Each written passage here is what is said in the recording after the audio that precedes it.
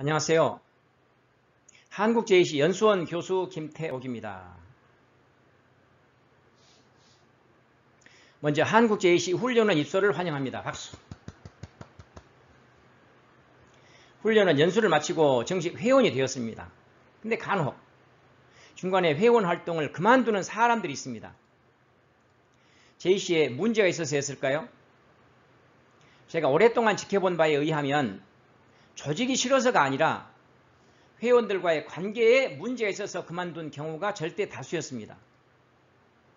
지금부터 25분 동안 제 강의에 집중을 하시면 앞으로 여러분의 삶에 있어서 좋은 인간관계 그리고 성공적인 JC 회원 활동을 해나가는데 도움이 될 거라고 확신합니다. 학습 목표입니다. JCI 미션 수행 과정에 필요한 다양한 상황에서의 커뮤니케이션 스킬을 함양하여 즐거운 회원 활동, 성공적인 조직 생활을 할 수 있다. 지금부터 다양한 상황에서의 커뮤니케이션 스킬을 알아보도록 하겠습니다. 크게 발표 자신감, 조리 있게 말하기, 소통과 갈등 관리 순으로 진행하겠습니다. 피터 드러커는 현대 경영학의 아버지라는 얘기를 듣는 분인데요.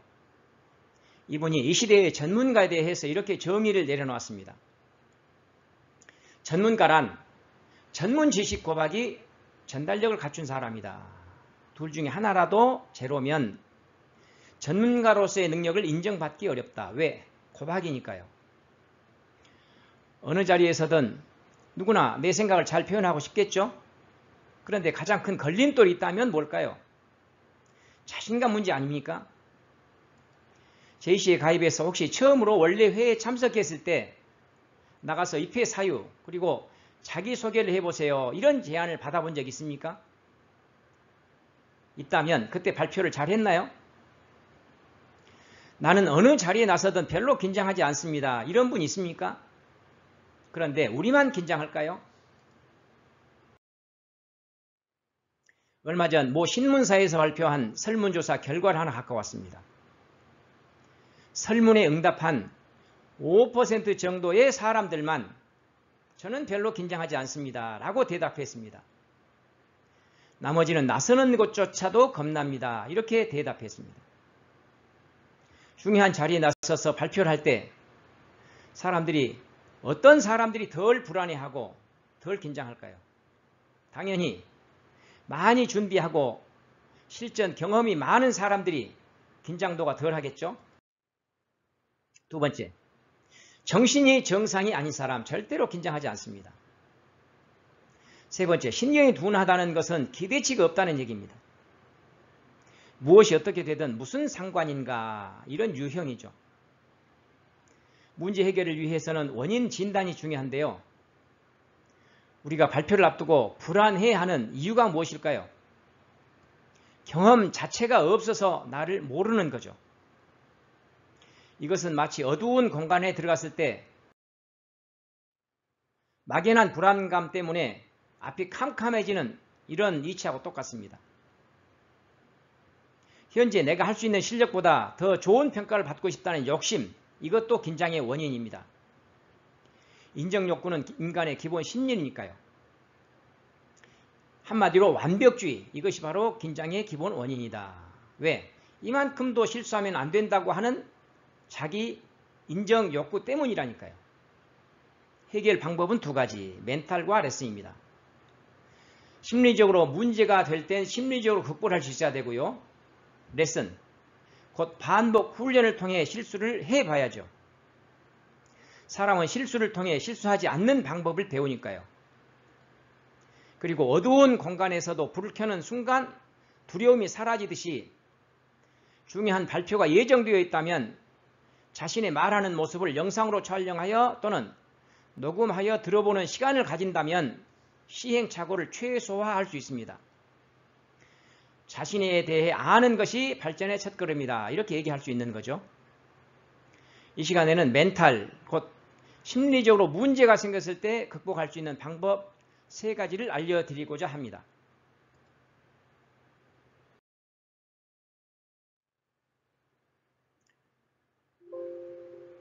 먼저 사람들은 나에게 별로 관심이 없다. 이것을 알아야 됩니다. 내가 현재 내 생각에만 빠져있는 것처럼 전부 자기 생각에 빠져있다. 무엇 때문에 이렇게 긴장을 한단 말인가? 이 생각을 가꿀 필요가 있다는 겁니다. 둘째, 60-80 법칙인데요. 60%만 긴장하라. 스포츠 심리학에 나온 얘기입니다. 60% 이상 긴장하면 근육이 굳어버리고 그 이하로 긴장하면 집중이 안 된다. 에서 나온 수치입니다. 그렇다면 60%만 긴장할 수 있는 방법이 무엇일까요? 매번 100점은 신의 영역, 80점에 만족하자. 그러면 내가 실수를 했어도 얼른 내가 나를 용서해 줄 수 있습니다.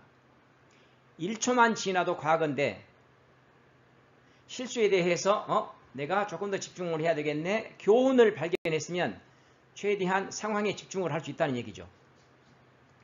그 다음에 세 번째, 상상의 법칙인데요. 발표를 앞두고 잘 될 거라고 생각하면 잘 되고 안 될 거라고 생각하면 그만큼 안 된다는 겁니다. 나에 대한 믿음이 중요하다는 거죠. 의식과 무의식이라는 말을 들어보셨습니까? 뇌과학자들의 의견에 따르면 우리가 날마다 생각하고 말하고 행동하는 데 있어서 의식, 곧 지각이 있는 상태 또는 의지나 생각을 말하는데요. 이 의식이 우리 뇌의 8%를 차지하고 무의식, 곧 습관처럼 하는 말이나 행동이 그 11배인 92%를 차지한다고 합니다. 우리의 말이나 행동은 대개 무의식의 지배를 받지만 중요한 것은 이 무의식은 의식의 반복된 정보에 의해서 형성된다는 것이 핵심이죠. 그래서 결론. 잘 될 거라고 생각하면 잘 되고 안 될 거라고 생각하면 그만큼 안 됩니다. 따라서 성공적인 말하기를 상상하라. 그러기 위해서는 자신을 믿는 마음이 중요한데 발표를 앞두고 당연히 맹렬하게 연습을 해야죠. 발표 불안을 극복할 수 있는 도구 3가지를 알아봤습니다. 무관심 법칙, 60-80 법칙, 상상의 법칙. 두 번째, 조리 있는 말의 반대는 횡설수설하는 거죠. 조리 있게 말하는 방법을 알아보겠습니다.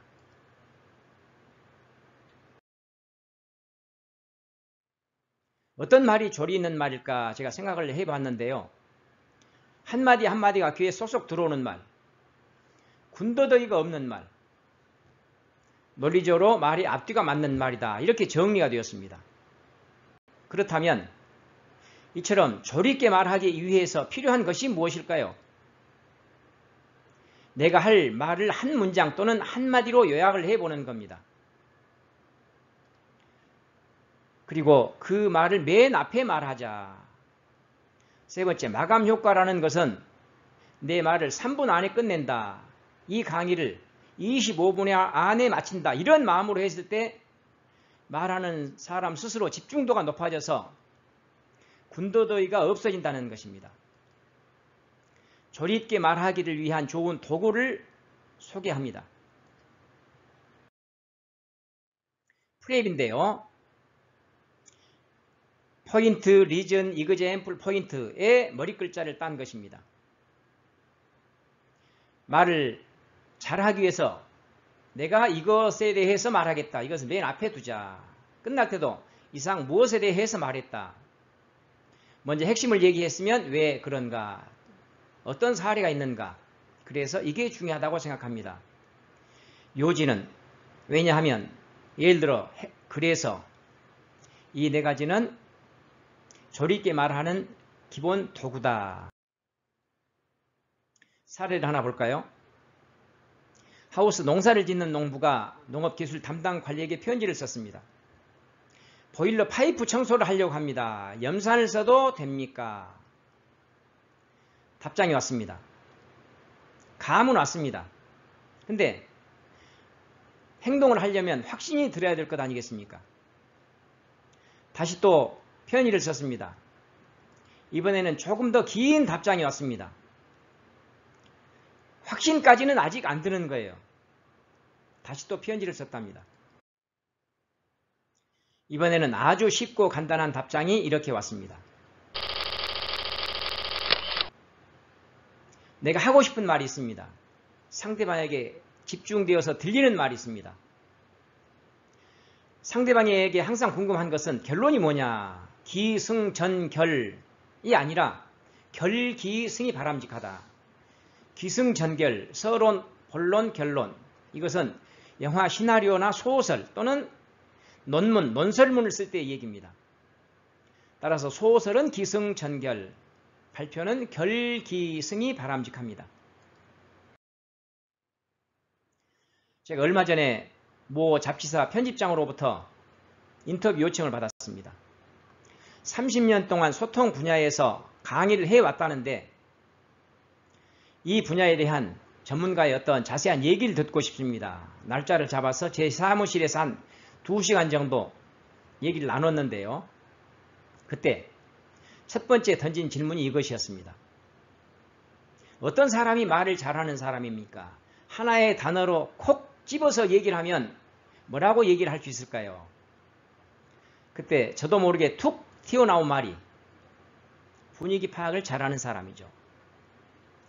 이 자리에서 내가 말을 해야 될 자리인지 들어야 될 자리인지, 길게 말해도 되는지 짧게 말해야 하는지 파악해서 대처하는 것. 인터뷰가 끝나고 나서 말 잘하는 사람이란 이 주제를 가지고 칼럼을 한번 써보자 해서 정리를 해봤습니다. 3가지인데요. 분위기를 파악해서 잘 대처하려면 그 다음에 어떤 능력이 필요할까? 길게 해야 할 말을 짧게 해야 될 때가 있습니다. 핵심을 잘 요약해서 대처해야 되죠. 반대로 어디 가서 한 5분 동안 얘기를 하려고 했는데 20분 동안 시간을 좀 떼어줄 수 있습니까? 그때는 적절한 사례를 곁들여야죠. 될 수 있으면 내 경험 또는 들었던 얘기, 봤던 사례, 스토리텔링으로 표현할 수 있는 기술. 말을 잘하는 사람들은 이처럼 분위기 파악을 잘하고 핵심을 잘 요약하고 스토리텔링 능력을 갖춘 사람이 되어야 한다 하는 얘기인데요. 오늘 제가 여러분을 만난 기념으로 이 3가지 능력을 하루에 한 3, 4분 정도만 열흘 정도 꾸준히 투자하면 이 3가지 능력을 한꺼번에 기를 수 있는 좋은 방법을 알려드리겠습니다. 이걸 선물로 드리고자 하는데요. 혹시 일기 쓰고 있나요? 우리가 일기를 안 쓰는 이유가 뭘까요? 초등학교 다니면서 의무적으로 썼던 부담 때문이 아닐까 생각합니다. 제가 권하는 것은 3문장 일기 쓰기입니다. 3문장이에요. 문장의 기준은 마침표입니다. 첫 번째 문장. 오늘 하루 동안 있었던 일 가운데 가장 내가 이슈라고 생각하는 거. 보았거나 들었거나 생각했거나 먹었거나 느꼈거나 어떤 것도 다 이야기거리가 될 수 있습니다. 하루 동안 있었던 개인의 이슈 가운데 가장 누군가에게 얘기하거나 내 자신이 기록으로 남기고 싶은 건이 무엇인가, 이걸 생각해서 그게 언제 있었던 무슨 일인가. 2번째 문장은 무슨 일에 대한 자세한 설명. 3번째는 소감. 3문장 일기를 써보면 3가지 좋은 일이 생깁니다. 이야기를 끄집어내는 사소한 것도 이야기거리가 되는구나, 이러한 것을 알게 됩니다. 2번째, 처음에는 한 5분, 7분 걸릴 수도 있습니다. 그런데 횟수가 거듭되면서 시간이 줄어듭니다. 왜? 생각하면서 쓰고 쓰면서 생각하니까요. 이게 곧 생각하면서 말하고 말하면서 생각하는 쪽으로 연결되어서 순발력이 길러질 수 있죠. 3번째, 개인의 기록이 됩니다. 톨스토이가 이런 얘기를 했죠. 역사란 우리가 매일 하는 작은 행동들이 쌓인 것이다. 그런데 기록해 놓지 않으면 역사가 아닙니다. 3문장 일기 쓰기 여러분께 선물로 드리고자 하는데 어떻습니까? 오늘부터 당장 실행해 보시지 않겠습니까? 오케이, 좋은 정보다. 내가 오늘부터 한번 당장 실행하리라. 찬성하시는 분들만 다짐해 박수 한번 칩시다. 감사합니다. 나는 말합니다. 누군가가 듣겠죠. 듣는 사람들이 어떤 관점을 가지고 들을까 궁금하지 않습니까? 심리학자 엘버트 메라비언이라는 분이 얘기했다 해가지고 이것을 메라비언의 법칙으로 알려져 있는데요. 상대방이 내가 말하는 것을 평가할 때 크게 세 가지입니다. 어떻게 보이는가? 시각적인 부분 약 55%의 비중을 가지고 본다. 두 번째, 청각적인 부분 어떻게 들리는가? 약 38%. 무슨 말을 하는가? 겨우 7%다. 곧 언어적인 것보다 비언어적인 요소가 더 크게 작용을 한다는 건데요. 오늘 저도 잠옷바람으로 이렇게 얘기를 한다든지 머리를 전혀 단장하지 않고 나선다든지 그러면 신뢰감이 확 떨어지겠죠? 마음이 닫혀버립니다. 그 다음에 호감도가 떨어지니까 어떤 옳은 얘기를 하더라도 별로 마음이 와 닿지 않습니다. 이렇게 어떻게 보이는가?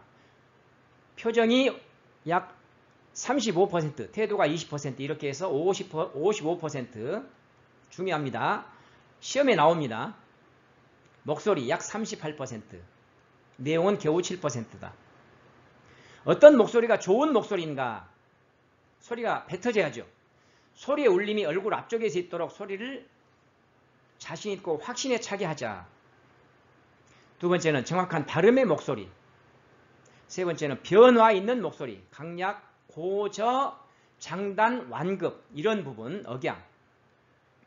이렇게 좋은 목소리의 기준은 소리가 좀 밖으로 나오도록 입안에서 웅얼거릴 것이 아니라 밖으로 나오도록 자신 있게 얘기를 했으면 좋겠다. 두 번째는 정확한 발음으로. 세 번째는 변화 있는 목소리. 이 정도는 알아둡시다. 자, 끝으로 소통과 갈등 관리. 자, 물어보겠는데요. 일을 만드는 것은 사람이고 일을 되게 하는 것은 인간관계입니다. 인간관계의 핵심은 대화죠. 대화 제1법칙이 있습니다. 처음 보는 사람이든 이미 알고 있는 사람이든 잘 알고 있든 전혀 관심이 없는 사람이든 친하든 안 친하든 상대방과 만나서 대화를 하려고 할 때 제일 중요한 요소가 있다면 뭘까요? 제1법칙이라고 할 수 있는 것. 물론 경청, 미소, 칭찬, 인사 중요합니다. 2순위나 3순위고요. 제1순위라고 할 수 있는 것. 이것을 잘하는 사람이 대화를 주도하고 어떤 사람들과도 얘기꽃이 피어날 수 있습니다. 뭘까요? 힌트를 드리자면 상대방에 대한 관심, 관찰, 호기심이 또는 궁금증이 말이 되어 나온 상태. 질문이죠. 질문에는 두 가지가 있습니다. 내가 궁금한 것을 물어보는 방법. 두 번째, 상대방의 관심사를 물어봐주는 방법. 부부간에도 몇 개월 또는 1년 이상 지나면 별로 대화가 없습니다. 이유는 내가 궁금한 것만 물어보고 끝 해버리기 때문이죠. 상대방의 관심사에 대해서 물어봐 주자. JC 회원들을 자주 만나지 않습니까? 지난주에 콜록콜록 기침했습니다. 그 다음에 만날 때 감기 다 나왔어? 골프 시작했다며? 아이가 학교 입학했는데 어떻게 적응을 잘해? 상대방의 관심사에 대해서 물어봐 주는 것. 좋은 질문입니다. 근데 대화의 방해 요소가 되는 것이 있습니다. 혼자 일방적으로 떠드는 거죠. 상대방과 대화를 나누는데 대화는 탁구공이잖아요. 주고받고 돼야 됩니다. 그런데 상대방 말이 끝까지 안 들리고 중간에 자꾸 상대방 말을 치고 들어가서 그냥 내 얘기를 해버리는 경우, 곧 이야기 욕심쟁이들이 많잖아요. 그래서 저 사람과 얘기를 하면 그냥 가슴이 답답할 때가 있습니다. 저 사람, 그런 사람이 안 되려면 어떻게 해야 될 것인가? 대화를 잘하기 위해서는 이러한 정도는 알아두자. 곧 말의 속도와 생각 속도의 차이 때문인데요. 제가 여러 사람들을 대상으로 해봤습니다. 1분 동안 글을 손에서 읽고 난 다음 띄어쓰기 기준으로 하나 둘 단어를 세보면 아무리 글을 빨리 읽어낸 사람도 1분 동안 150개 이상의 단어를 읽어내는 사람들이 없더라 하는 것입니다. 그런데 생각 속도는 그 4배 이상, 600개 이상의 단어를 1분 동안 처리해냅니다. 이게 대화할 때 어떤 부작용을 일으키는가? 상대방이 한마디만 던져도 지금 무슨 얘기 하려고 저 말을 꺼냈구나. 넘겨짚어서 판단해 버린다는 얘기죠. 상대방 말을 허리를 뚝 끊고 그냥 내 얘기를 해버리게 되는 현상. 중요한 것은 얘기를 꺼냈던 사람 입장에서는 상대방이 내 말의 의도를 다 파악했다 하더라도 끝까지 뱉어내놔야 속이 시원하게 풀리거든요. 그래서 프로이트라는 정신분석학자도 표현 자체가 치료다 이런 말을 했습니다. 말이 곧 배설이다. 내 말을 끝까지 들어주는 사람이 없습니다. 얼마나 답답하겠습니까? 따라서 누군가가 내 앞에서 얘기를 꺼냈다 그러면 입을 닫고 호흡을 상대방과 맞추면서든 끄덕끄덕 맞장구를 치면서든 끝까지 들어주는 그 한 사람이 내가 되자 이런 얘기입니다. 또 내가 말하는 사람 입장이 되면 하나의 주제가 집중되어 들리는 시간이 그다지 길지 않다는 것을 알아야 됩니다. 불과 45초. 1분 30초 정도 지나고 나면 지루해지기 시작하고 2분 10초가 지나면 말하는 사람도 횡설수설하기 시작한다. 했던 말 또 한다. 이런 얘기입니다. 따라서 특별한 경우가 아니라면 1, 2분 안에 내 얘기를 끝내고 너의 생각은 어떻느냐. 탁구공처럼 주고받고가 좋은 대화 방법이다. 말이 길어질 때는 첫째, 둘째, 셋째 가닥을 치는 게 좋은 방법이겠죠. 자, 오늘의 하이라이트인 갈등에 대해 알아보겠습니다. 혹시 갈등의 한자 뜻을 알고 있나요? 칡나무 갈자, 등나무 등자입니다. 무슨 얘기일까요? 칡나무와 등나무가 나란히 자란다고 했을 때 칡나무는 왼쪽으로 돌면 자란대요. 등나무는 오른쪽으로 돌면 자란대요. 나란히 자라다 보면 서로 얽히겠죠? 서로 상대방을 탓하는 거예요. 얽힌 원인이 바로 너 때문이다. 도대체 이해가 안 되네. 어떻게 너는 왼쪽으로 또는 오른쪽으로 자라냐. 하지만 자기 입장에서 자기를 보면 잘못된 게 없잖아요. 왜? 유전자가 그렇게 되어 있으니까요. 사람도 마찬가지입니다. 타고난 기질이 있습니다. 이게 유전자입니다. 성장 환경이 있습니다. 타고난 기질, 성장 환경 이 두 가지가 사람들을 각각이게 하는데요. 지구촌에 87억 인구가 있다면 78억, 지구촌에 78억 인구가 있다면 78억 개의 개성이 있는 것이다. 이렇게 이해하면 됩니다. 정리를 하자면 갈등이 무엇인가? 내 생각이 옳다고 믿을 때 생기는 것이다. 그러면서 스트레스를 받습니다. 스트레스란 무엇인가? 내가 이해하거나 받아들일 수 없는 상황일 때 생기는 것이 스트레스입니다. 따라서 상황이든 상대방 입장이든 어떤 일이든 내가 이해하고 받아들이고 수용해버리면 스트레스 안 받는 사람은 나죠. 나에게 좋은 겁니다. 어떻게? 구체적으로 3단계인데요. 사람이 살아가면서 어떻게 짜증나는 또는 화나는 일이 없겠습니까? 그럴 때 첫 번째 단계, 서로 다름을 인정하자. 인정해 주는 건 상대방을 존중해 주는 것과 같습니다. 두 번째, 나라도 너라면 그럴 수 있어. 이해하는 마음을 내는 겁니다. 이해하는 게 말이나 행동으로 나오면 배려가 되겠죠. 셋째, 목숨이 왔다 갔다 할 일 아니면 상대방에게 맞춰주자. 물론 어렵습니다. 노력이 필요합니다. 자, 인정의 컴 이야기인데요. 아무리 이해하려고 해도 이해 안 되는 사람을 이해할 수 있는 좋은 방법입니다. 사람은 누구나 인정 욕구, 인정의 컵을 갖고 살아갑니다. 절반 정도는 자기 인정의 기운, 절반 정도는 타인 인정의 기운으로 살아갑니다. 근데 살면서 일이 꼬일 때 있잖아요. 내 일이 뜻대로 안 될 때, 내 기대대로 뭔가가 안 돌아갈 때 자기 스스로 컵 아래 부분에 구멍이 하나씩 생기는 현상이 발생할 수 있다. 자연스럽게 자기 인정의 기운이 빠져나가겠죠. 본능적으로 타인 인정의 기운으로 채우려는 게 작동을 합니다. 이때 나타나는 현상이 우리가 도대체 이해가 안 돼. 이렇게 볼 수 있는 거거든요. 구체적으로 자기 입으로 자기 자랑을 많이 떠든다든지 다른 사람의 잘된 꼴을 못 보고 인터넷 유명 사이트에 들어가서 악성 댓글 남기거나 또는 비난, 비평, 뒷담화 이런 걸 잘하는 사람, 도대체 우리가 이해 못할 행동을 하는 사람, 또는 과다하게 치장하는 사람, 이런 사람들의 심리를 보면 나라는 사람을 제발 좀 알아달라고 호소하고 있는 현상이거든요. 따라서 그런 사람이야말로 상대하기가 쉽습니다. 왜? 존재감을 알아주면 되니까요. 엄지척 인정해주고 칭찬해주고 밥도 사주고 그래가지고 그 부분이 해소가 되고 나면 쉽게 내 편이 되죠. 왜? 자기라는 존재감을 알아봐달라고 호소했을 때 알아봐줬잖아요.